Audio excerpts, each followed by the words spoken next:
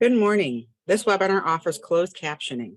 To enable closed captioning, click on the live transcript button on the bottom of your screen and choose your preferred method. Welcome to the City of Chicago Department of Business Affairs and Consumer Protection webinar. Please note any website or email that I mention will be posted in the chat box. For those seeking business licensing assistance, you can visit the Small Business Center at City Hall or call 312-74-GO-BIZ. All business licenses can be applied for or renewed online at Chicago Business Direct. If you are part of the BACP Entrepreneur Certificate Program, you can get credit for joining this webinar by sending an email to bacpoutreach@cityofchicago.org. If you want to learn about the program, please visit chicago.gov/businesseducation. Also, this webinar is being recorded and will be available at youtube.com/ChicagoBACP. I will post the mentioned information in the chat box. We encourage attendees to ask questions. Please use the chat box to send your questions. There will be a Q&A session at the end of the presentation and also during. Please note that the views, information, and opinions expressed during this webinar are solely those of the presenter and do not necessarily represent the official policy or position of the Department of Business Affairs and Consumer Protection or the City of Chicago. Today's webinar will be Strategic Growth Planning for Established Businesses, presented by SCORE Chicago. Turning it over to Toya from SCORE. Good morning, everyone. This is Toya Hemingway. I'm Chapter Chair for SCORE Chicago. Thank you for joining us today. Since 1964, SCORE has been the nation's largest network of volunteer expert business mentors and is dedicated to helping small businesses get off the ground, to grow, and to achieve their goals. SCORE provides free and confidential business mentoring on an ongoing basis to provide continued advice and support, and offers free online workshops on topics ranging from startup strategies to marketing and finance. If you're interested in being mentored, please visit score.org and submit a mentoring request. Now it's my pleasure to introduce Erin Lebedeau. Erin is co-founder and chairman of a global marketing consulting organization which served senior management of Fortune 500 companies and assessed those companies' market environments in terms of growth, technological threats, opportunities, and competitive positioning. Erin, thank you for joining us this morning, and the platform is yours. Thank you very much, Toya, and welcome to each of you for taking your time from your position at work and joining us this morning. The question was asked, or observation was made about questions to be asked. I have a strong feeling that it enhances the presentation if you ask questions as you think of them, as opposed to waiting till the end of the presentation. And then I'd be pleased to respond to each one. And the fact that I may be interrupted in what I'm presenting is not an issue at all. So please don't hesitate asking your questions, and there are no questions that are inappropriate. So just ask it as you think about it, and I'll be pleased to respond as best I can. The presentation today is going to talk about the growth of your firm. And in essence, to accomplish that, I assume many of you may already have a strategic growth plan in place. I hope this contributes to it in some manner, and we're going to work on it in two perspectives. We'll first talk about the background of SCORE and my own background, the strategic plan and basically what it means, and then the key section of the presentation of yours to your management team is executive summary. And I find it to be key because it really summarizes where you are, your conclusions, and the premises you have for why you hope to generate growth for your firm. And your management team either gets turned on by it or will not proceed any further with it. So it's key to be written, and only after you've done all the other things that follow it in this table of contents as well. We're going to talk about two basic forms of growth scenario. One, internal growth, which that could be internal to the firm as it exists today, It could be internal to the firm as additional areas it may choose to enter. Or as you'll see in a moment, section number 7 talks about an acquisition, merger, or joint venture to accomplish the growth for your firm as well. So we'll discuss both through the course of this presentation. We skipped number 6, which is really the marketing and growth plans, key to both approaches. And then we're going to go into the financial basics of the end product of whichever growth curve, or maybe both, that you've chosen to push. The pro forma P&L statements, when I've made this presentation before in terms of a business unit presentation to startups, it basically, some people don't understand the term pro forma. It's basically a forecast of your profit and loss into the future, as opposed to when you've had past data that's accumulated in financial presentations of it. This is going to be your forecast of whichever of the growth scenarios you choose to pursue. Okay, the action plan basically says get to it, write the strategic growth plan. I'll identify any area where I think mistakes have been made in the past, and I'd like to emphasize those and talk about how they can be remedied. Help from others, really a heavy focus on SCORE and the willingness of SCORE's mentors. And a mentor is someone who has joined SCORE and has background in an industry, and ideally in the one that you are focused upon. And these individuals are there to help you either in completing your growth scenario or penetrating the marketplace, as would be your appropriate next step. And then the optimum growth opportunity is really which of these, whether it's internal growth within your market today, whether it's internal growth into a third-party market, or whether it's an acquisition, merger, or joint venture that you may choose to proceed with. So there are multiple alternatives for your growth, and you've got to decide which one makes sense and why. And that relates to all the work we're going to do in the context of the business plan presentation today. Okay, I've had the privilege of presenting a business plan scenario at SCORE for approximately 10 years. And in the case of SCORE, it really has been focused very heavily on startup businesses. The one I'm going to present to you today really to talk about, I term it strategic growth planning, because it relates to an existing company who may very well have a business plan in place, and one that I hope we can to enhance somewhat through the course of this presentation. And it's really to establish a plan for the successful growth of an existing company. And I presume the bulk of you are in existing companies in some role at this point in time. Okay, as we talk about what is a strategic plan, it covers the past, current, and future growth objectives of your firm, the goals and rewards that you evolve. And then we really are going to talk about multiple business units. If your firm's large enough to be categorized by business units, so you may have more than one defined in a particular market segment, we're going to talk about each of those, and you really will be writing the same plan for each of those, other than they may be serving different markets for you. I forecast typically on a 3 to 5 year basis in these plans.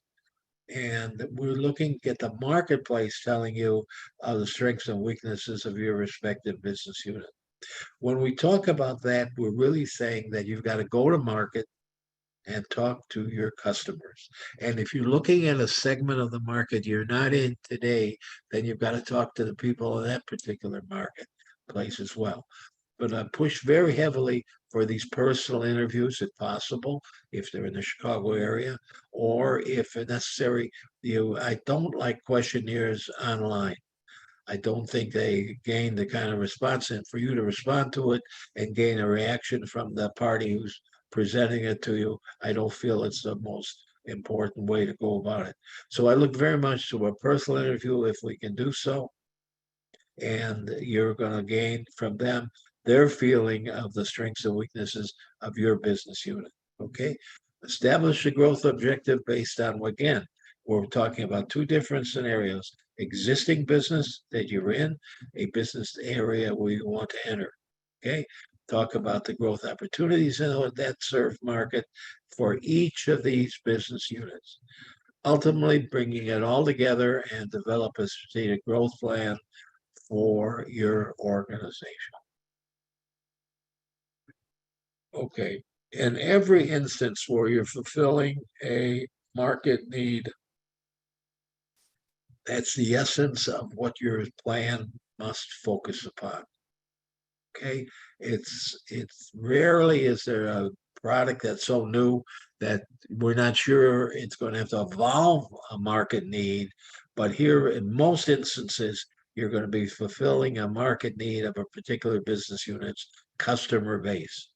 And the only way you're going to find out about that is talking to the customer base and getting them to tell you whether they think the idea that you're putting together, the product or service that you're putting together, meets their needs and adds to the benefits that exist in this particular firm at this time. Again, could be multiple market segments. Okay, what are we offering when we're presenting our products or services? We've got to tell them about the features of your idea, any unique advantages, and if there are limitations today, those limitations have to be resolved. Often in these presentations, we find the limitations are financial, that we don't have the money to do what we want to do. So we're looking for help from a bank, or we may be looking for help from a private equity entity who's going to take a position within your firm as well. So those are the ways we work to mitigate the limitations we may face in a particular product or service because it's not meeting all the needs yet. Okay, the customers, who are they? And they're different by market segment you're serving. We'll characterize that. We must talk to our distribution channels. Unless you are selling a service only and the service can be done one-on-one from your company to your customer base, you're normally going to need help to get to these customers through the variety of distribution channels. And we're going to want you to interview members of these distribution channels as well. Then maybe the most significant interview ingredient is the competitive structure. We are great believers in talking to competition. Okay, competition, your existing market, it's a problem. You've got to have something to offer to them, which is what you're finding in the marketplace, and maybe the strengths and weaknesses that the market has told you about this particular company or companies, and you share that with them in exchange for their responding to your questions that you have about the market and about competition. The one obvious thing that you can't do is try to pursue financial characterization of the firm that you're talking to, because once you start talking about proprietary areas, they normally turn off. And our experience has been the interview ends at that point in time. So we're really talking about marketplace issues that you found. We're talking about other competitors and what you found about them. And then the competitor you're speaking to often is interested in getting that information and therefore participating with you in terms of this type of interview. Okay. And again, as I alluded to earlier, the growth curve is typically a 3 to 5 year period. It's got to be long enough to sustain whatever investment you're making. And therefore, we can't do it in 1 year. We've got to have multiple years to gain that kind of benefit. Okay. As we talk about questions to be answered, and again, I want to go back to my favorite topic, and that's your competition. Okay, you're going to face it in every market you're in, and they're going to come at you if you enter a new segment of the marketplace that you may not have been before. And you've got to define who they are. Do you have any feel for what share of the market segment they may have?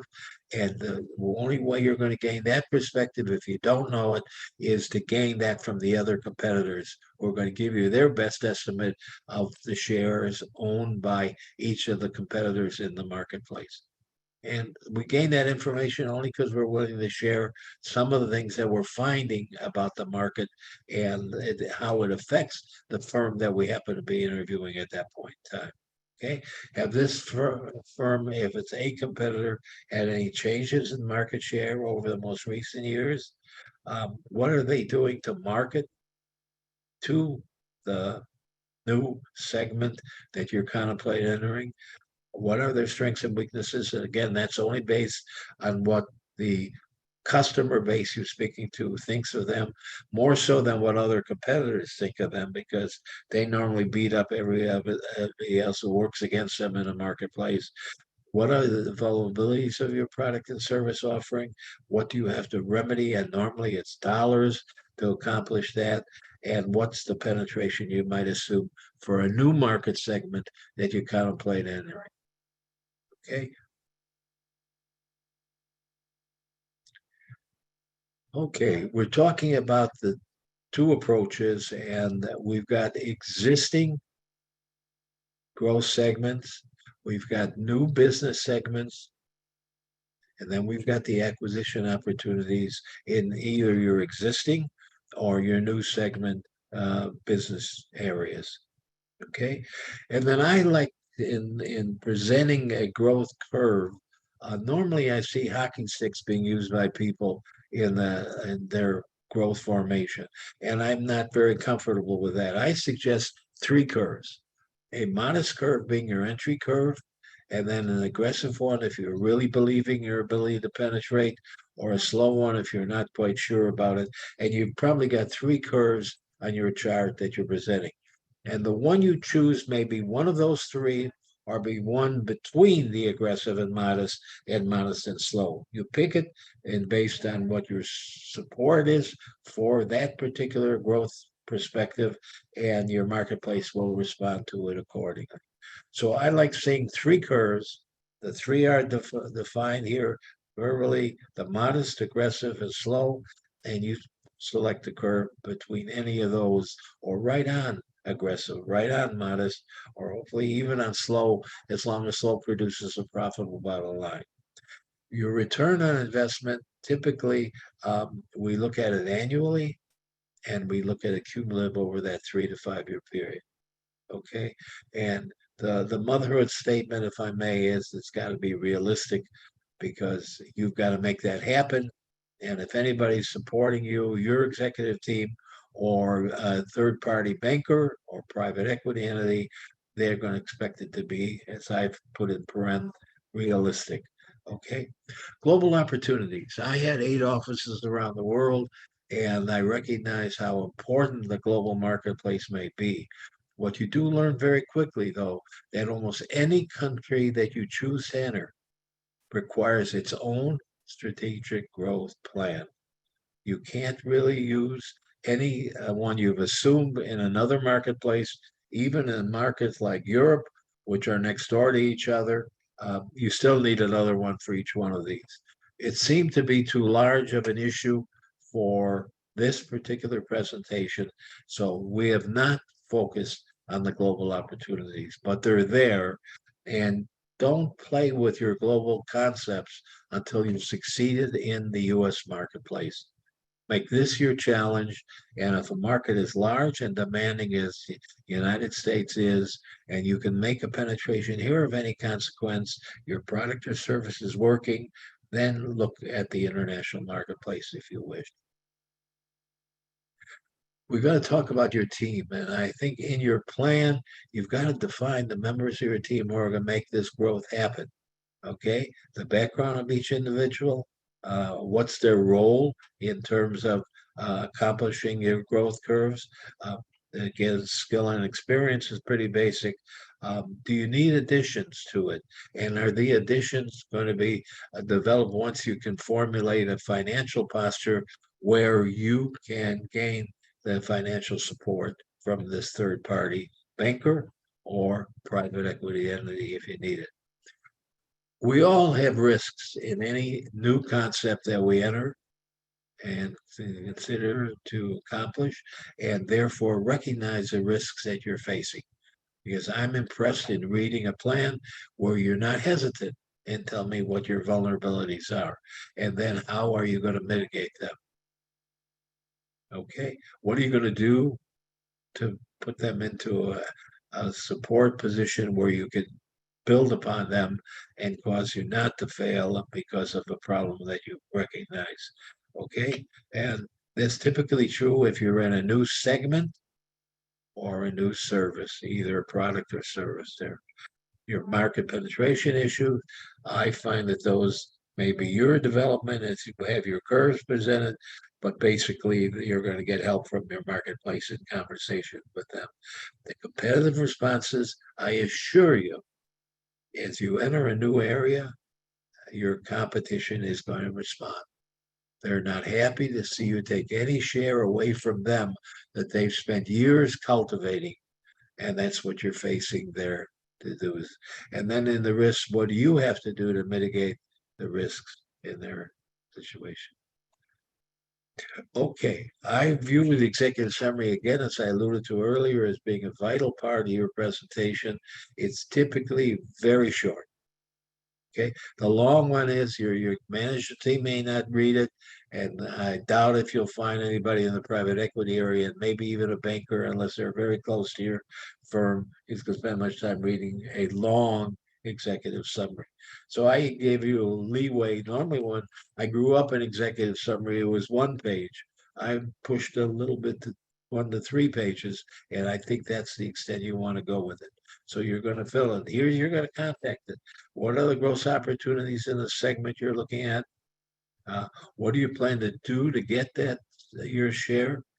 Who will accomplish it in your firm? Who's responsible for it? Will it make money? And that's somehow the bottom line of your effort all along the way. Okay. And then we're looking, I stop at cash flow.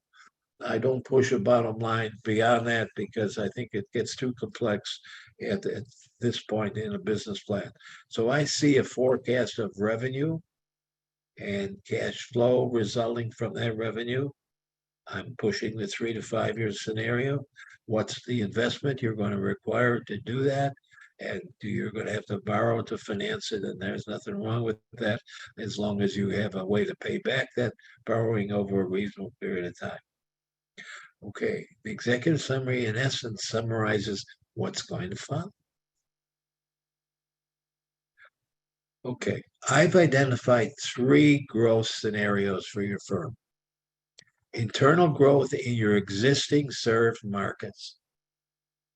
Whether you have one business unit, multiple business units, it's basically those markets they're serving today.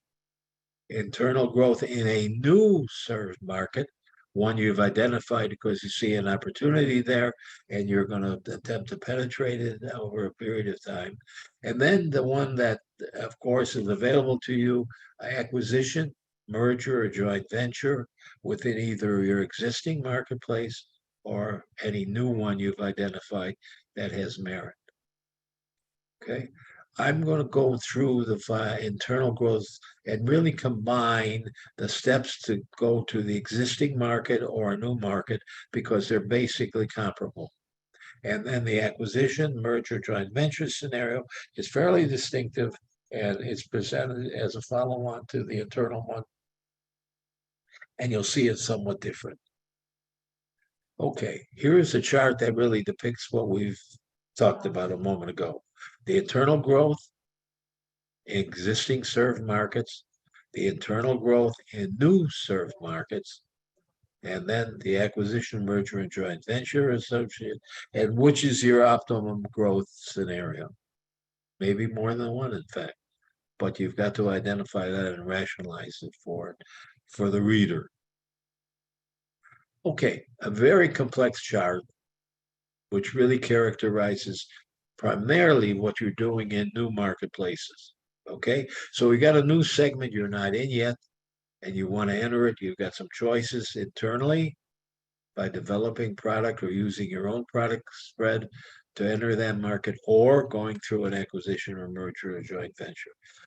Step 1, as we see it, is pretty basic. You get a secondary review of any literature that may exist to start to educate you. You identify the applications you're going to try to serve.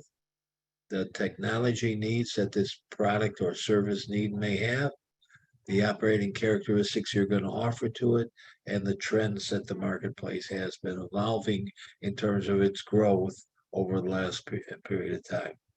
Often, if it's a product, rarely in the case of a service, you're going to need help in distribution channels. And then we define these pretty readily. And then, of course, the crux of this presentation and your attempt to penetrate means your discussion with competition.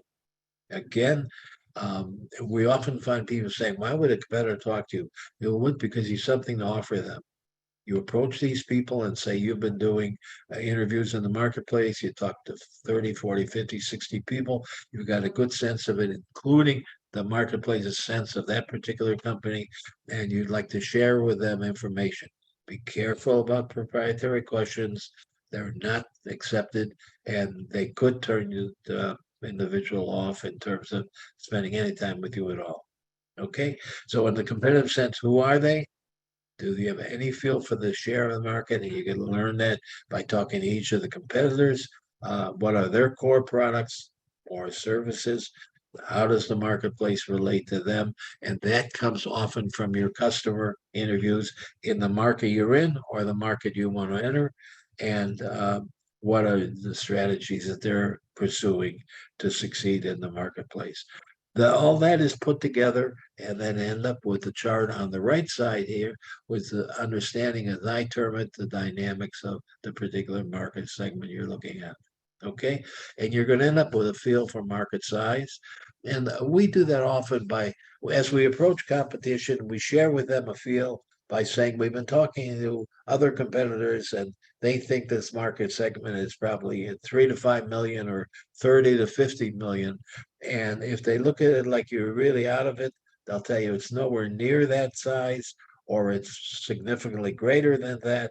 And you normally can motivate them by laying in front of them a number. Frankly, as you get into that type of interview early on, you don't have any idea what it is. So just create a number that you think might be relevant. Doesn't have to be accurate, but at least it motivates a response from a competitor.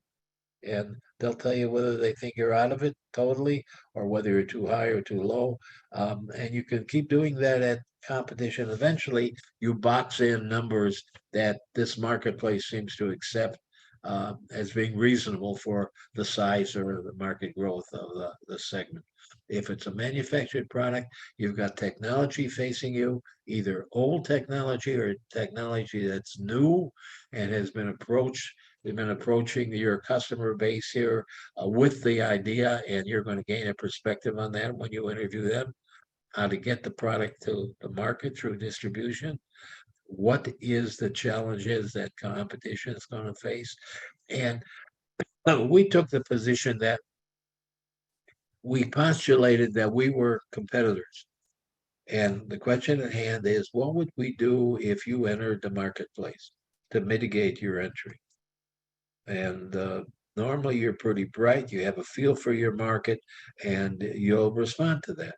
And therefore, you're going to gain a perspective on how that market is likely to respond to your entry because you just played the role of being one of the competitors. Okay? Are there any natural barriers that would preclude you from penetrating? What are the major trends in the market? They don't have to be the individual competitors. They could be to the individual segment. Is it a growth segment or is it not? And what have been the factors for that particular growth curve? Okay. Impact of the market situation on your company position. That's whether you're in a growth market or not. You're putting your strategic options in place, growing from within, or acquiring or merging to gain position in the marketplace, and then ultimately your strategic conclusions to formulate your strategic recommendations to your management team. Okay, the business unit's growth description. What do you plan to do? What are your products and services? We don't know yet whether you're product-based or service-based. And how do you differentiate your product from others in the marketplace? And you know what? Your customer base is going to tell you that. We can't rely on your opinion. We have to rely on your market's opinion, what they said. The corporate structure that you're going to put together to make this happen, what experiences your management team have. Basically, we ask you to identify the character of your management team earlier, who will manage the business on a day-to-day basis, and then physically the locations that you need to cover to penetrate the marketplace. And again, if you're into manufacturing a product, you're into a technology environment. And the question is, what are the technologies today and how are the companies in that marketplace serving it? And basically what technologies may be evolving. And we have found the customer base is probably approached by the people developing a new technology and gaining the opinion of the customer base to this technology. This customer base are normally willing to share that perspective with you, particularly if you've got another technology to offer to them. So they'll start comparing it for you. Okay, and how you're going to enhance your business with it. And then do you need staff additions? If you let's assume you picked an aggressive entry, or if you're talking about a slow entry, you may talk about elimination of staff, but you still can accomplish your goal. Okay, for the purpose of this particular workshop, the growth scenarios we're talking about, the benefits that you have that are unique for you to enter any of the new product segments that you're playing with, the characteristics of your product that you have to offer to them, what benefits, what needs are you fulfilling that they've indicated they have, and they've acknowledged that your product or service will fulfill some of those needs. And obviously, if you're in patents or other intellectual property areas, would be very positive, but we have rarely found that to be the case in these discussions and presentations so far. Okay, then a look at the macro environment, the economic forecast of the U.S. marketplace. Are you entering a segment that's been diminishing over the last few years, or entering a country that's growing over a period of time? You're going to get a sense of that, then you're not going to develop it, and your marketplace is not going to develop it, but your bankers and members of the U.S. government will be aiding you in doing so. Okay, the technology and competition of technology base and competition's position in these technologies as they're evolving as well. Okay, one of the things your customer base has surely been able to respond to you is the strengths and weaknesses they perceive of the competition you're going to face in any new area, and even their response to the competition you're already facing within your area as well. Pricing, how do you formulate a pricing posture on anything new? How are you going to market your product or services? And then what's your revenue forecast? And remember, I talked earlier about it could be a modest entry, aggressive because you're really a believer in the growth and the marketplace has supported that growth, or you're in a slow posture where the marketplace isn't quite sure you're meeting any need that they may have. And the question is, are you going to be able to grow in that area as well? Okay, so you got multiple growth opportunities to talk about, and then that's part of the plan. Okay, something we call a value proposition, which I'll read here is clear and succinct statement of how each business unit will meet its customer needs. Some people refer to this really as a position statement. Okay. What elements within your business unit serve this market segment, the existing one, or a new market segment? Define it. The demographic behavioral comes from consumer-based products. The industrial-based product is much simpler in the context of definition.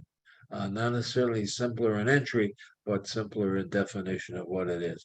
Product service benefits to your target customers, typically the major customers in the marketplace, and their likely reaction to anything new you're offering. And what are the strengths and weaknesses of your primary competition? Again, it's your customer base is going to tell you that.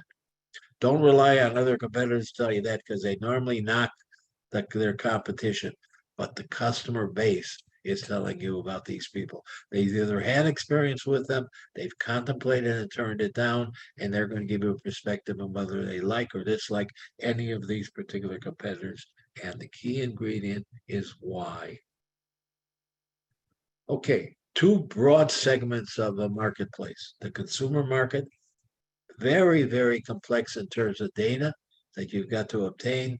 You can see those written here: gender, race, education, income level, location, psychographic areas. And well, if you really did a detailed consumer study, you'd touch on many of these factors. In the business segment, the commercial segment, you're talking about size and revenue and typically the location of the market. Is it local or is it national or is it dominantly an international marketplace? You're going to estimate size from the competition, who have the only ingredients of a market they can estimate well. Okay, and they'll share it with you if you could draw it out of them, as I've alluded to earlier.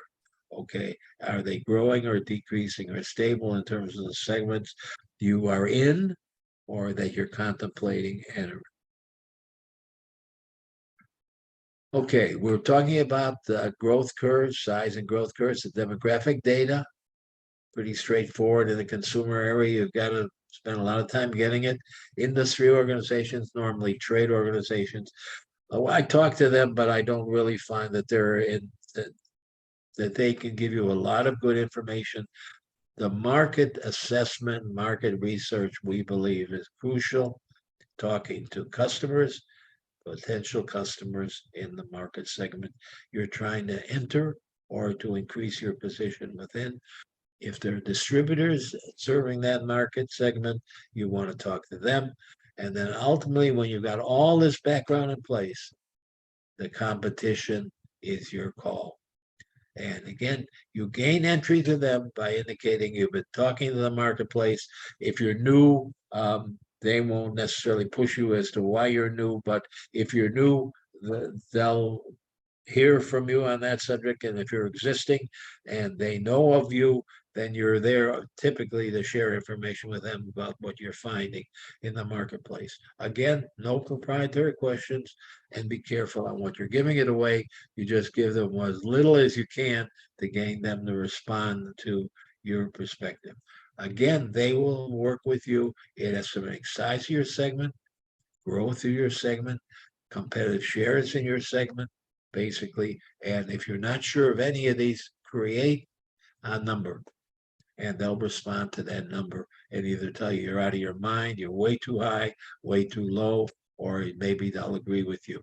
And that makes sense to you if you talk to a handful of competition, the competitors, and they collectively come into the same perspective about the size and growth of the segment you're focused upon. The environmental analysis, this really relates to the macro market, not the segment necessarily that you're focused on. The economic forecast is coming from your bankers, the government. Is the U.S. market going to be growing? Are you entering a new segment in a downer marketplace? Maybe the 08 scenario that we all faced, it wasn't very good for growth of anything. Then if you're in consumer, you're playing with demographic, social, and cultural trends, and one that the reader gets very impressed with. If you've gone to the government and have found areas where they're contemplating adding restrictions or support to a particular market segment, being able to identify government regulations that are in the stage of formulation. Historically, they take a long time to be available and participating within the marketplace. But identifying that these are being worked on, you'll know what impact they may have. Often they're not positive, but they could be. They could be in some way supporting the market. I think I read today in one of the papers that the government was supporting the Clean Act. I think marketplaces that involve clean product. And that's an important ingredient today. So anything you want to identify about what the government's doing, even though you don't have a finite plan on it yet, because they don't have a finite plan, is worth presenting, because that will show your understanding of the breadth of the issue that anybody entering that market segment is going to face.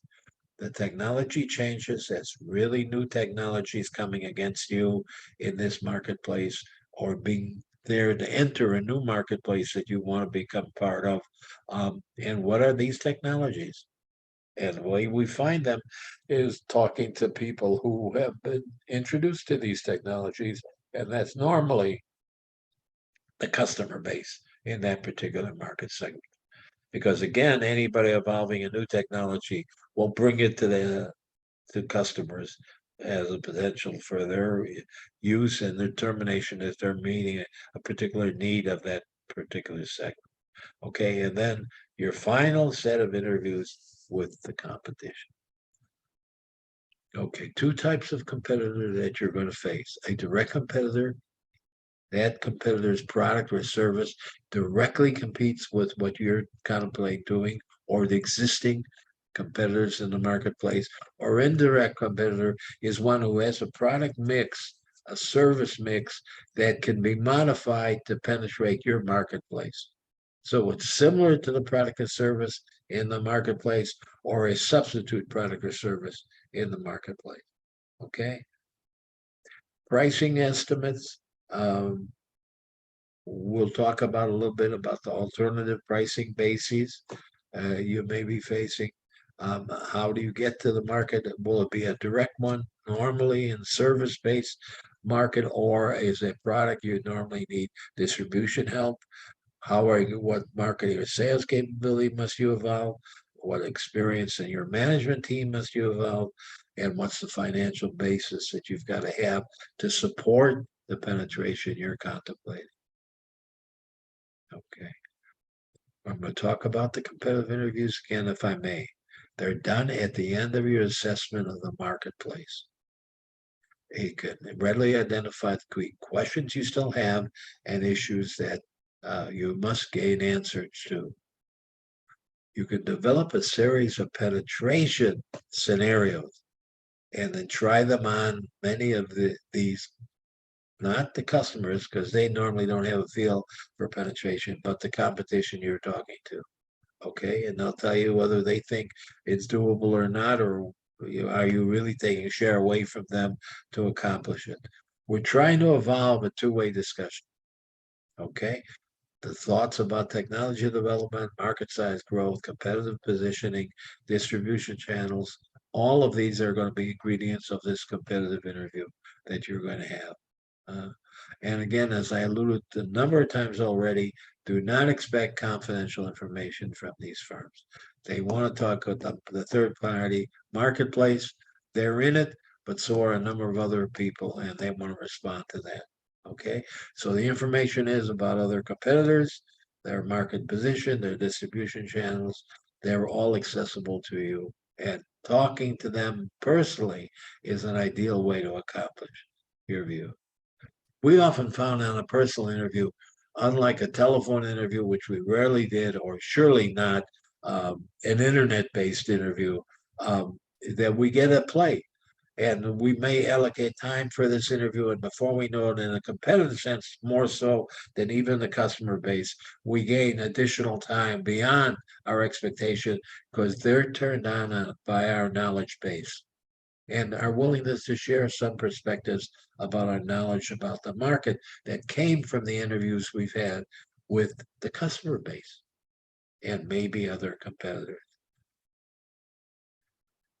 Okay, as we look at this competitors, again, I'm still focused on them. The size of each competitor is ideally to get a feel for that, because that's share of market. Their financial strength is perspective. You can look up lots of data on the firm, even if it's privately held, you get some perspective on it. The product development history, have they been a firm that has historically brought in new products to the marketplace? How have they marketed? Direct or through distribution channels? What's their organizational structure that make it work for them? And then as we look at something, we call it best practices. Okay, and that's assess the competitors on the basis of factors that describe their performance within the marketplace. And that's something you're going to focus on if you're looking at an acquisition or a joint venture as well. And that's the definition of the best practice. Okay, the chart I have that defines that, and I won't go through it in great detail. The needs are defined in the left chart of each of the factors in the marketplace, and ultimately ending up with the viability for your entry, the avenues for your entry, the barriers to your entry, and then is customer need analysis. What do they want? How do they view your product or service as being a complement to what their needs may be? Are they serving their needs? The market application analysis. Where is this going to go over a period of time? The competitive analysis, and then ultimately the plan you're going to write. The deliverables cover the very same issues in terms of it. And this is a chart we typically put together for the benefit of a client. And ultimately, it has this kind of depth to it and something you could evolve readily if you take your time and just look at the questions, because they're all answerable if you just focus on them through your market effort.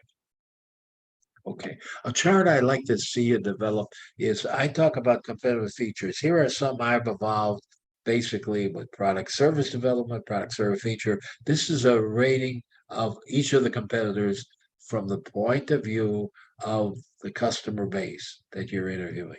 Okay, it could be a product or it could be a service identified with all the features, and then a strength and weakness assessment in terms of the competitor's view, the customer's view of each of the competitors, how they are fulfilling this. 5 normally, this is very straightforward approach. 5 is normally one that's done it very well in terms of a competitive positioning, and 1 is someone who's not made it happen at all.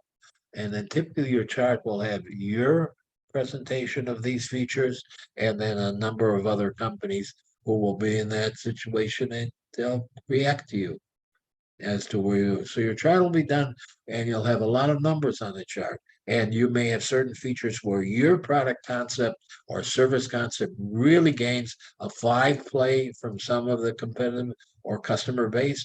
And then others where you're really down in the low end 1 or 2 because they don't think you're meeting a need, kind of thing. So it gained one of really a simple chart to present features.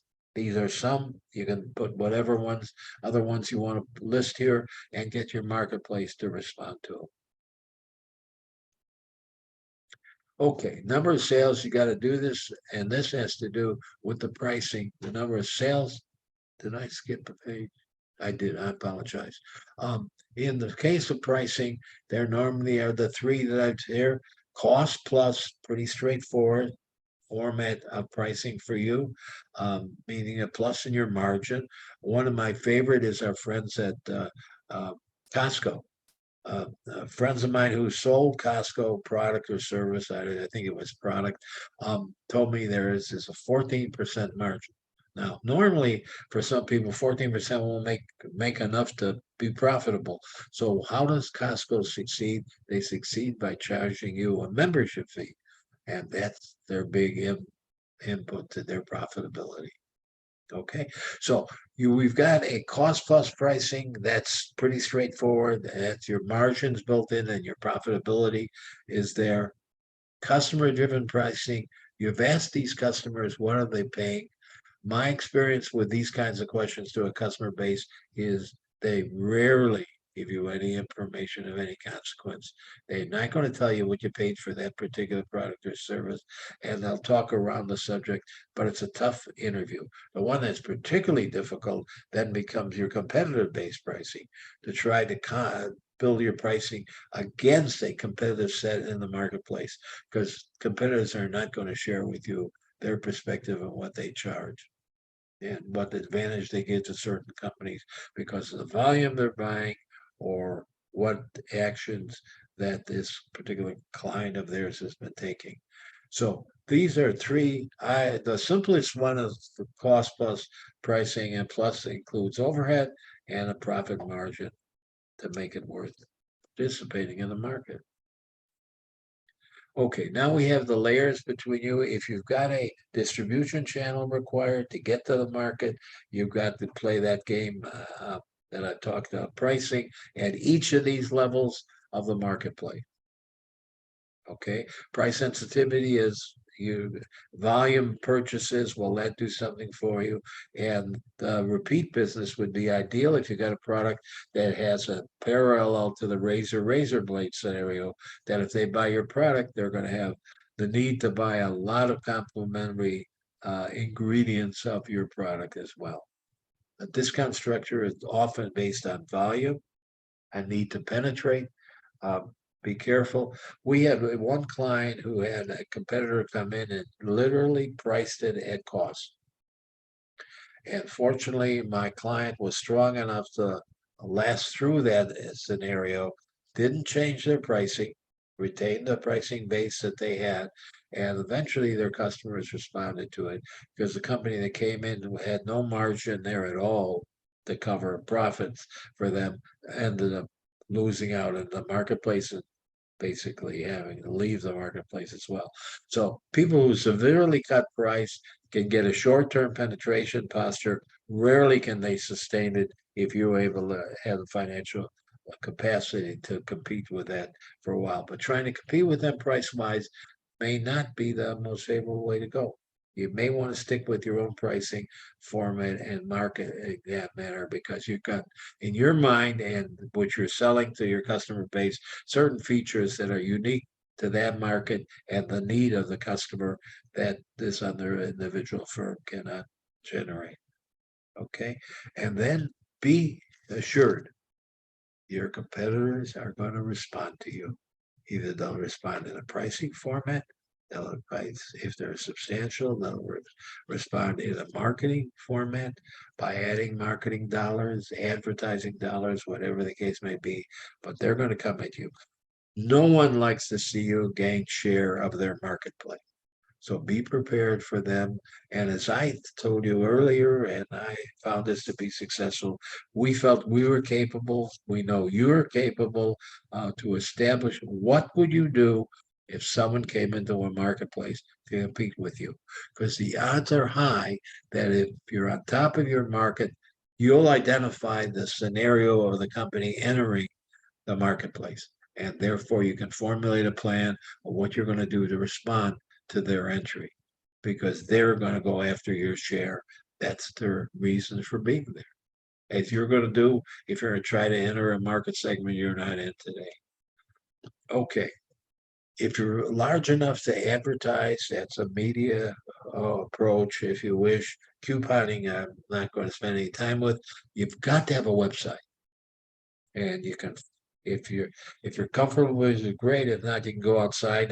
I taught at the university level, there was a professor who focused on website development. And there are all kinds of people who sell their expertise in developing a website for you. So it's got to be there and it's got to be effective from your point of view. Okay. Personal selling typically in a service-based product.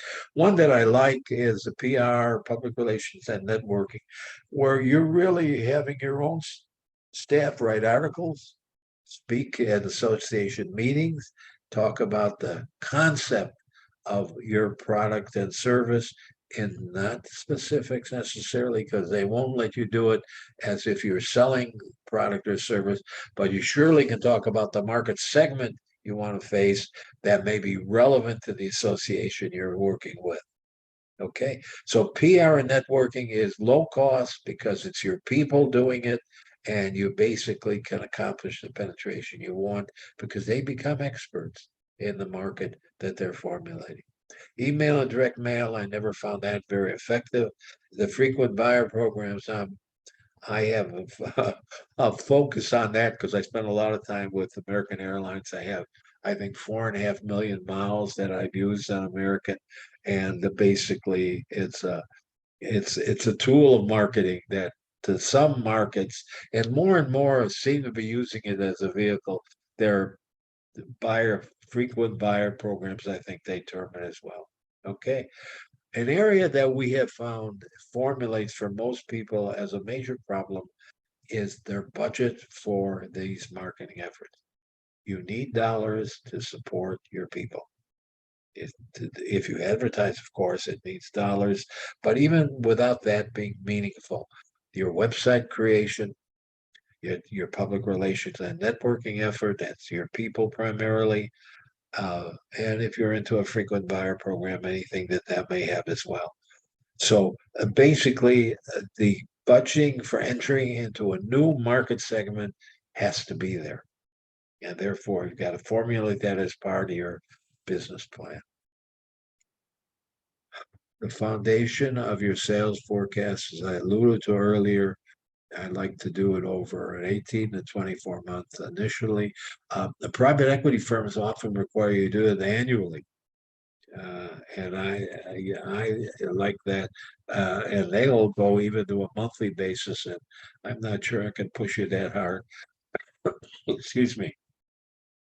But I do suggest you must play out a 3 to 5 year growth scenario if you're entering a segment, because you need to fund that segment growth, and you've got to have a period of time where you can bring back a return that's meaningful to your firm. Okay. And here's where I got to my 3 curves. I'd like to see them in every market. Normally, we enter on the modest basis. If we really are believers based on all this information that we've been getting from the customer base, based on their reaction to your product or service, and what we're gaining maybe from the competition's reaction to it, you can then move from modest to aggressive. Or if you're not sure about the reaction of the marketplace, you're in slow. But hopefully you could be, again, anywhere between aggressive and modest, between modest and slow. Doesn't have to be on those particular line items. But you want to have that curve. So you're going to look at a curve that really has grown from the aggressive, modest, and slow scenario. Okay. Unlike the hockey stick, which stands alone. And what I mean by it looks like a hockey stick on a curve, flat, and then up normally at a 30-degree or a 60-degree curve. And it's much more difficult to support. And one that historically has been used by many people. And I'm trying to suggest that the aggressive, modest, and slow approach has meaning in terms of being more comfortable with that view. And then assumptions must have some basis in reality and be supported with experience or comparisons on your strengths and weaknesses of your product or the service you're starting to offer. The more detailed assumptions you have and the rationalization of these assumptions, the better support you have for wherever you're going to place your curve on aggressive, modest, or slow. And typically the details of your sales forecasts are in your appendix, but the forecasts are obviously in the body of your strategic plan. Okay, I'm into this second major scenario. The first was internal growth within your market segment or a new market segment. This scenario is to either acquire, to merge, or have a joint venture with another firm. Okay. Identify the segments where a deal can be made. Within each, define the high quality components of a deal. And that's really the companies that are key to who you want to approach. And then embody that in your plan, because they have corporate goals, preferences, and financial requirements that will meet you. So the result is the best acquisition, merger, and joint venture candidates to maximize your profitable growth. Please recognize a firm who is available isn't necessarily at all your best choice. So you'll see here, we'll try to position the best choice, not the only available choice. And you've got to sell it, because people may not be readily accessible to getting their firm sold or merging with another because they believe in themselves. Okay, where do these seats exist? Family, technology, and competition may be part of this scenario of best deals. The competitive umbrella Financial holding companies have companies galore that you may have some interest in approaching. Roll-up consolidators. You may know a consolidator is one who has built a series of companies around a particular market segment, and these are typically complementary companies. They may be willing to talk to you because you're bringing another phase into that marketplace and you want to be part of that. So that could be defined earlier as a joint venture, a merger, etc., in terms of what may have. The competition forever is a small company. I call it the mom and pop scenario. And basically they're there, they've been in the marketplace for a while, and they could be approached and may have interest at that particular point in time. Often it relates to a major part of it, seniority, that they reach an age and back in time that they feel it's time to contemplate selling their firm. But they've got to believe in you, that you're there to enhance their firm, not to eliminate their firm, just because you're a competitor and they want to get rid of you. So recognize they've spent their life building a company. They're not prepared to see it dissipated by an acquisition. The companies I say that's been squeezed are probably the middle market people who are most vulnerable to the fact that they can't grow as rapidly as they would like to, and yet they're still in the marketplace taking share. And they're the ones who are getting squeezed in these markets as acquisition has entered their marketplace. Okay. Obviously, a key one in terms of entering a new market is to purchase a competitor. Ideally, they've got to be a strong competitor and you've got to have the investment capacity and management capability to manage that situation.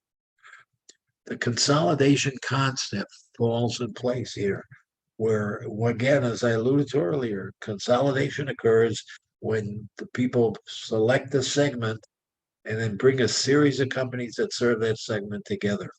So if there's one in place here, I call them likes. That's a segment where they're accepting people who are like them and are serving that particular marketplace. It's regionally oriented. It's not national or global in context. And organic saving does occur on these types of mergers. Okay. And we talk about analysis here in terms of the 3 to 5 year period. The product and service requirements, features, and specifications within that new market segment you're playing with. The buying influences what generates a customer's need to purchase a product or service of the type you're offering. The breadth of the product and service lines required to be successful. The competitive posture, and then again, we're always there because their play is so vital in terms of a positioning in there, and then the profitability that kind of merger or acquisition might generate for your firm. Okay, be careful. There are two types of acquisitions here. I like to point out the best acquisition, merger, or joint venture prospect, not the one that's available only, but one that you believe is the best. And then one that typically the 1 and 1 equals 3, 4, or 5 scenario is the purpose of the merger or acquisition.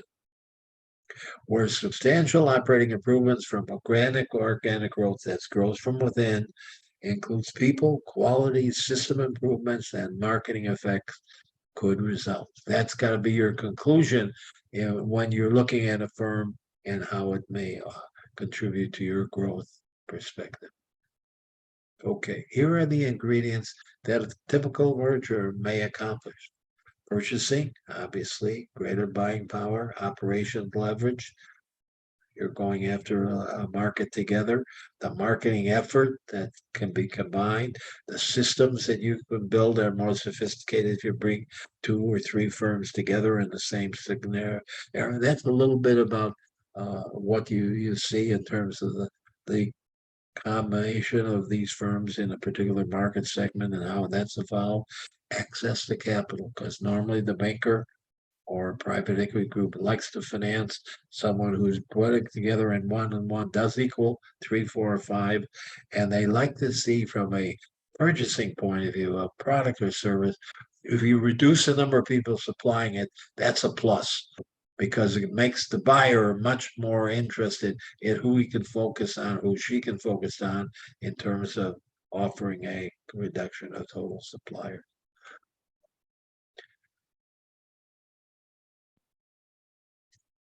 Okay, to optimize your strategic growth plan, you should include these elements: the preservation of the flavor of the prospect. We don't expect you to come in, acquire somebody, and destroy them as an entity. They're there to serve their customer base. You want to build upon that, and therefore you may want to remove some features the firm has because it duplicates features you have, but basically they're there and they should be offering something as a plus. The 101, 3, 4, 5 scenario is specific to that issue. Stable cash flows. I don't think you're looking at a new technology that you can acquire a firm in a new technology base because you're not sure whether you have a recurring revenue stream. And we hesitate if the reliance is on technology or innovation to make it work. That may be a plus to have as a part of that your initiation into this acquisition, merger, joint venture effort, but not the dominant part of it. Okay, and we're looking obviously to long-term growth for the sum that being offered because there's a need in the marketplace that the combination of the two you are fulfilling better than existing today when they're your individual entity serving that market segment. The key ingredients: a franchise in the marketplace segment served with the potential to penetrate the market segments, your ability to penetrate that geography. You've got increased management capability now and a marketing capacity stronger, financial posture. Okay, and we would argue here that the acquired CEOs must be able to maintain their posture and continue to build upon the combination of the two, as opposed to unless it's an age issue and they're retiring, you basically want to gain the benefit of the acquired CEO as well. Excuse me. Aaron, we have a Okay, few so- questions that came in. Yes, ma'am. So the first one is, how do we prepare to sell business and who can we discuss this with? How do we prepare to sell a business? Yes. Okay, well, you've got to look at the first, I look at the financials. And what happens so often in a privately held company is they have played with their financials significantly to mitigate their profitability so that in some way that affects their taxes. So basically, you want to rewrite that scenario. You want to work through the financials of your own firm to make sure that you optimize the profitability and not mitigate it because you have a home that you've been paying for in the summer vacations or some other side, automobiles, any other kind of fringe benefit that you've been gaining that you can remedy by mitigating now, eliminating and gaining additional profitability. Okay, now let's talk about the target company types. You're talking about the segments you want to enter with what you're bringing to bear and what the company has. Maybe a new segment for both, or maybe their segment that you're not in at all. Okay, the geography, are they across the country or merely local? In what size you want to define one you can identify and therefore absorb adequately. The business status, ideally, they've got to be profitable as well. Okay, and then you define what the marketplace has told you are the best candidates to consider for acquisition or merger. Okay. Okay. Oh, is there more? I'm sorry. Go ahead. Go ahead. Another question, how do we plan for advertising budget on the new product and services? Is there a chart or list for social media, industry magazines, trade shows, etc.? More specifically, is there a percentage that is standard or recommended? I don't know of a percentage that's relevant to that question. I'm not familiar with one that would say in any market segment you look at, that's the percentage that you should be using for your advertising budget. If you have one and you look at the marketplace, and if you're talking to other companies, find out what they do to acquire, what do you need in terms of what you believe will aid you in penetrating, and then it's just an evolution of your posture in the marketplace and test it and see if it's gaining a reaction from the market effectively. But I don't have a size of a marketing budget that would be relevant to a growth curve. I don't know a place to go to even find that either, because it'll be different by your position in the market, your strengths and weaknesses entering, and who that market is and how it's structured in terms of the competitors in there and what their strengths and weaknesses are. So it's based on a lot of factors that will dictate the size of the budget that you've got to go after. Great, thanks. You Are we continue. there? Yep, you're good. You can go on. Okay, thank you. Okay, we talk about something called TLC, which is tender loving care in one scenario, but I think I'd like to discuss another approach to TLC as we formulate your acquisition effort. Okay, I have a set of TLC rules which have now basic concepts. They've got to formulate a trust relationship with the prospective firm that you're going to acquire. You've got to like each other, and the craft is their belief that you're going to formulate growth of their firm and sustain growth around the people who have made that firm successful to date. So TLC is a vital scenario to growth. Okay, here are the definition and okay. Trust. First priority in the fellow's life to be sold. He trusts you. Seller is afraid. Leaks and unknown processes. I had a situation with a close friend who had a $30-40 million company, and someone slipped, and the marketplace found out that they were contemplating being sold. And that was all that the seller had to find out when the deal ended. They pulled the company out of the marketplace, and they no longer were willing to talk to anybody about being sold. So confidential nature of the situation, trust, leaks and unknown processes are not permitted in a meaningful acquisition program. Everyone wants something from me. That's obviously what the selling company perspective may be. Like, okay, the seller typically has to have a good relationship with you. They have to formulate a basis of trusting you, believing in you, your past experience, and why they want to be part of your formulating company. These sellers typically do business with people they like. That's a given in terms of our perspective on acquisitions and mergers. Okay. Crafts really talks about the seller holds the paper. They're going to expect you to be paying them off over a period of time, and they're at risk in terms of how successful you've been with their company. So they've got to believe you understand their market, and they can understand from conversations with you your expectation of what your steps are to make the combination of 1 and 1 equal 3, 4, or 5. Okay, the term trust is you're true to your word, motherhood at place here, respect the seller demonstrated in just observations with you in your conversation. You're listening to them as a person. Okay, you're not dominating them in your conversation, and you have a sincerity, interest demonstrated in your actions. And T, I'm sorry, but I can't find it here. Okay. Do they like you?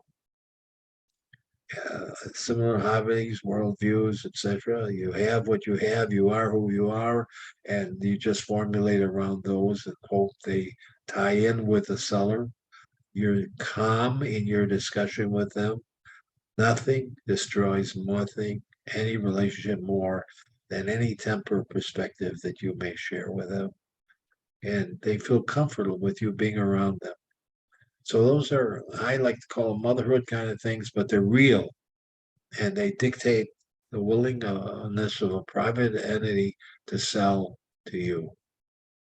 Okay, craft really means that you understand their marketplace. You have people who can make the combination of one-on-one and reach 3, 4, or 5. Do you understand their business? Do you have a financial capacity to make it happen? And do you demonstrate the energy and determination that's needed to succeed? These are basic 101 kind of perspectives, but they're real. Because remember, I have owned my company for years, worked very hard to build its position in the marketplace. And when I'm prepared to sell it to you, I have many demands that are not only financial, but they're related to the subtleties that I've suggested here in terms of craft. Excuse me. So when it's done with the analysis, you've selected the best companies for you out of the best companies that are in the marketplace. And there's only one entity who can determine best, and that's you. Okay. The acquirers who wish to negotiate with only one seller and or wish to not execute the full M&A assessment process are selecting the best acquisition to the best of their knowledge. That's not adequate. They have to be built, the best have to be defined by their assessment of the marketplace and building relationships with the selling parties. They cannot know without doubt they've reached the best of the best. Any acquisition, merger, or joint venture doubt is only erased by the in-depth assessment of the full universe of the best companies, as I've suggested. So you define companies you think are good, capable of being acquired, you hope, and you want to approach them, but you've done your assessment of their market, assessment of their competition before you approach them. And then they've got to believe that you could add something to their firm and to their people over an extended period of time. Okay, ways to approach them. The communicate professionally with the universe of best candidates. The intelligent is understanding their market. The mail campaign is approaching them. A telemarketing may be approached. There to a number of ways to get to them. Okay. Okay, so basically in the plan, excuse me, I think I skipped. Yeah. Basically in the plan, you've documented who the best candidates are from your perspective. Not just because they might be available, but you want them. You don't even know yet if they want to be acquired. The universe of all the best candidates have been professionally approached. Now you approach them one-on-one. Okay, you guide and motivate to understand the best advantage is with you and why they should believe that, because you've got something to offer them that they can't get on their own. The result of that will be the long-term profitable growth of you and they. A comfortable level for them to be part of you, and their role, as I alluded to earlier, as the CEO of your firm, the firm that's going to be acquired, you basically are going to remain in place, hopefully, and aid them in growing the combination of the firm. How much money do you need? That should be pretty straightforward in terms of what you need to grow the company combined and what you need to even acquire. Ideally, you'd like their management team to stay in place, and that will affect the money you need to acquire. Okay, we've seen in some instances that the receivables of the company are acquiring, their inventory base, how they manage their costs and expenses, any cost reduction you can impose on them, and then assets they have that are not really being fully utilized that could be sold. So there are a number of ways in which you can generate funds from the company you're about to acquire. Obviously, motherhood, increased penetration, price increases also. That's pretty straightforward. Cost reductions. Can you do some by bringing some buying ingredient into this scenario that they don't have access to now? And can you generate greater customer service effort based on your philosophy versus what you know they're doing? Okay. Employee training, very straightforward. If you like the employee and you feel they can be grown through an employee training program, that's worth pursuing. And obviously, expense reduction might evolve from that as well. Okay, we're back to the three scenarios of growth, the aggressive, modest, and slow. We'd like to see you enter at the modest posture and make that work financially. And then if you really believe in the combination of the two, go aggressive. And therefore, you can formulate a growth curve in your plan that is very, very meaningful in terms of sales growth and then profitability evolving from that, or slow growth, but one that still produces a profitable base. Okay. Now, be sensitive to the penetration cost. Here we repeat over initially establish a modest revenue growth scenario using this as the base, increase it based on your sense of the success of the aggressive entry mode and lower it based on its low growth curve. In the case of aggressive, you're going to be adding marketing, sales staff, advertising budget, and a management team to support it. In the case of slow growth, you're going to go the opposite. You're going to reduce some of these people because even your growth combination, though yet it'll be profitable, it's still not significant in terms of your needs, and therefore you may not pursue it. Similar questions and perspectives on your cash flow and the money you're going to need to accomplish this plan. Consider each one of the growth curves we've been talking about, and one, obviously, in any good management team, you're going to select the growth scenario that you can attain. The resultant cash flow in place will permit you to obviate certain risks you may have, but you recognize these risks. Don't hesitate defining them for the benefit of your plan. But most important, talk about how you're going to mitigate them. With the growth expectations in place and the risks recognized, conclude with a meaningful rationale for your selection of the growth scenario you've chosen. Be specific about the time frame and the payback. Okay, in terms of your action plan, there's never enough time to do everything you want to do. So define absolute must. Maybe you're going to take care of those. Some others you can assign to your staff. Less important, you can delegate to whomever is available if there's still a requirement for you to identify and to accomplish. Okay, then correct the time, create a timeline for all of this and see how you're relating to your calendar in terms of your perspective on penetration. Okay, the plan, write it. It's a tool. It is not a business. It's a tool to help you do two things: assess the growth opportunities you have, and surely to get financing from a bank or a private equity entity. The strategic growth plan is not the business you're in. Don't make it into a long project. I have a template that I've suggested to you for the internal growth scenarios or the acquisition, merger, joint venture scenario. There are other templates available. SCORE has others. The internet exists. Google has a number that you can find there. Take a look at all of them and see if any of these scenarios in terms of a template are preferable to you than the one I've offered to you today. Okay. Avoid redundancy. If any third party reads your plan, they will identify redundancy if you can respect their input. And then you can share and solicit feedback from them. Then the mistakes we see often made. You're unfocused on your business vision. You're not sure where you're going to take your own business, let alone the one you're acquiring. You haven't done an adequate job of researching the potential market that you're going to be serving. You can't rely on their past experience. It's a lead for you, but you've got to believe in where they're going to go tomorrow.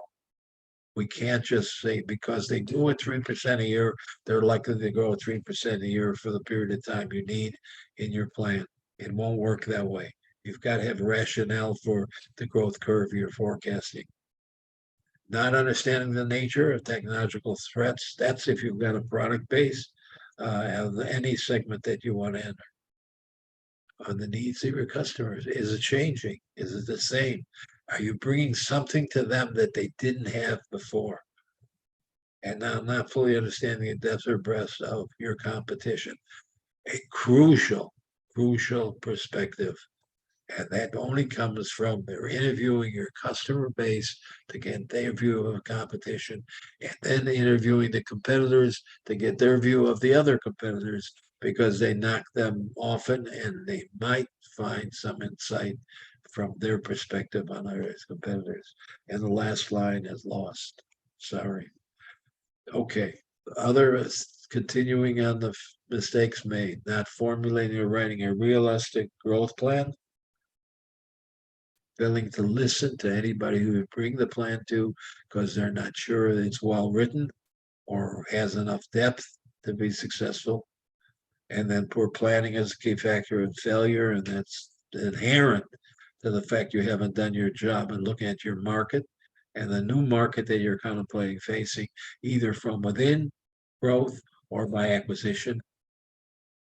And then, as you know, in everything you do in life, you've got legal intricacies that are going to affect your effort. You've got to make sure that's taken care of.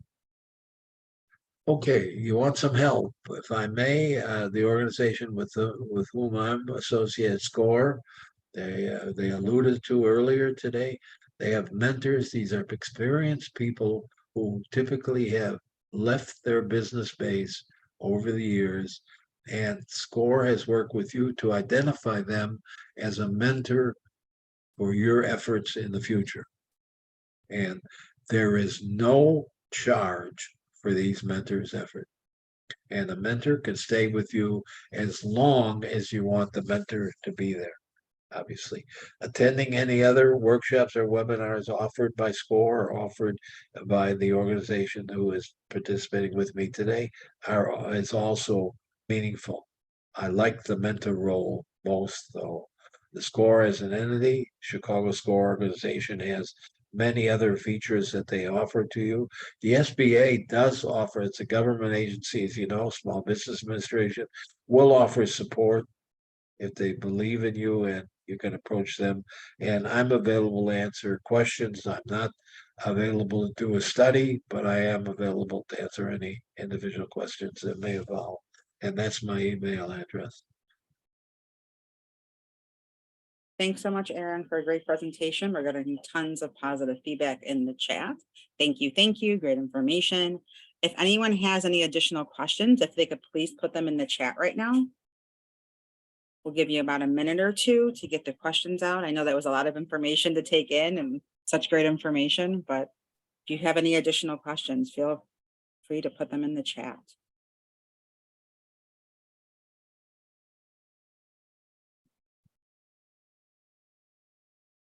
And again, this webinar was recorded and will be posted on BACP's YouTube page, which is www.youtube.com/Chicago BACP. And I put that in the chat earlier, but I could definitely do that again. And we'll give it another minute, see if anyone has any questions.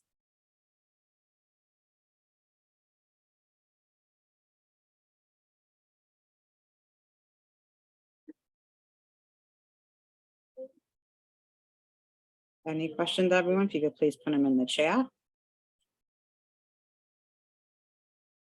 We did have one come in regarding any particular tips for a bookkeeping business. We are a nexus of bookkeepers, accountants, and tax strategists. I'm sorry if I don't capture the question. Do the question again for me, please. No worries. Any particular tips for a bookkeeping business? We are a nexus of bookkeepers, accountants, and tax strategists. So just any particular tips for them in general. for that type of business. No, I don't have any specific recommendations on service business other than the need to do the same evaluation you would if you had a product business. And then who are the people you're competing with? What segments of the market would you like to enter with the service that you just defined that you're capable of offering? And you'll find out by talking to the marketplace whether they find what you offer to have anything meaningful that's distinctive from what they already have or what they contemplate getting from a third party. So it doesn't have, it has a parallel, if I may, to, I've been approached so often if I'm for-profit or not-for-profit entities, there's no difference between the two in terms of all the work they have to do. It's only who gets the profitability at the end of the effort. Same situation here. You've got some service to offer. You got to find out if the marketplace has that service available to it. And if it doesn't, you can meet that need. If it does, you got to formulate a plan as to why you're better than the existing competitive sources. Okay, great. Thank you. Again, we'll give it another minute for any last minute questions. Getting a lot of thank yous, Aaron. Thank you. Thank you. I appreciate your time. Thank you all for being part of it. I don't see any additional questions coming in. So I'd like to thank Aaron and SCORE for another great webinar. We really appreciate it. Such great information. And thank you everyone for attending. Again, this will be posted on youtube.com/ChicagoBACP. I put the link in the chat. And I hope everyone has a great and safe weekend. Thank you. Thank you. Bye-bye.